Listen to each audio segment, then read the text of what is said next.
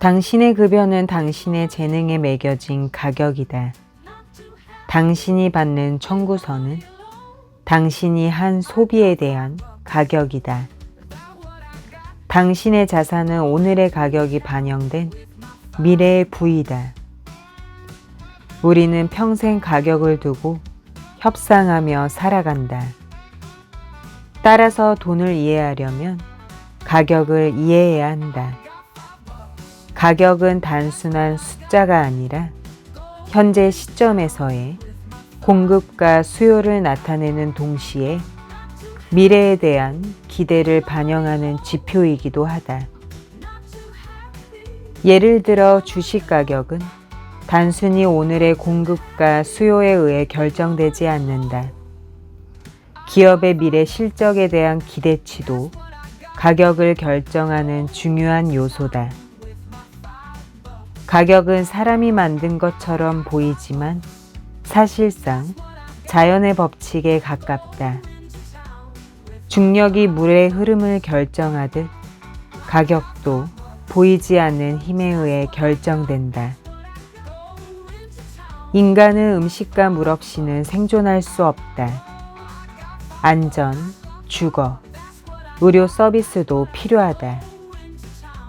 이러한 기본적인 수요는 어떤 국가도 어떤 정책도 완전히 없앨 수 없다. 이를 가장 극명하게 보여준 사례가 코로나 팬데믹이다. 코로나가 퍼지기 시작하자 갑작스럽게 체온계 수요가 폭등했다. 일부 시장에서는 평소 14달러 정도 하던 가격이 1000달러까지 치솟았다. 정부가 가격을 규제하려 해도 암시장이 형성될 뿐이었다. 기술은 가격을 극적으로 변화시킨다. 예전에는 편지를 보내는데 상당한 비용이 들었지만 이메일이 등장하면서 사실상 무료가 되었다. 사진을 찍는 비용도 마찬가지다. 1990년 나는 소련 붕괴 직전의 모스크바에서 여름어학 연수를 하고 있었다. 아버지에게 무사히 도착했다는 소식을 전하려고 전신을 보내기 위해 20분을 기다렸다. 아직도 그때의 기억이 생생하다.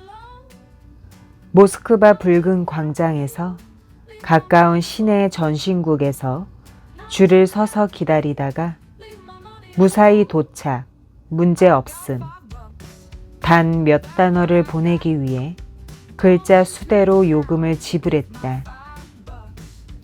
하지만 지금은 공항에 도착하자마자 무료로 문자 메시지를 보낼 수 있다. 자신의 직업을 소득을 기준으로 결정하고 싶다면 돈의 흐름 속 어디에 위치할지를 고민해야 한다. 강물의 중심부는 물살이 거세지만 빠르게 흐른다. 반면 가장자리로 갈수록 물살은 잔잔하지만 흐름도 느려진다.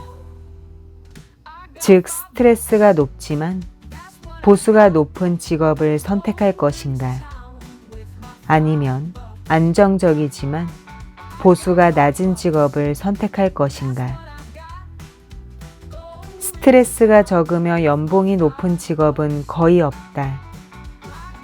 어떤 길을 선택하든 자신이 원하는 직업에 도달하기 위해 무엇을 해야 하는지 반드시 알고 있어야 한다.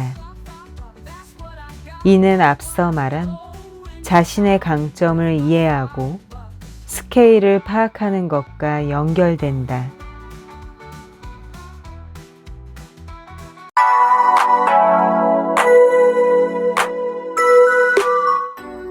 소비의 측면에서 우리가 쓰는 상품과 서비스의 가격은 평균값을 기준으로 정해진다. 따라서 돈을 모으려면 평균보다 낮은 가격의 상품을 찾거나 덜 소비하는 방법을 배워야 한다.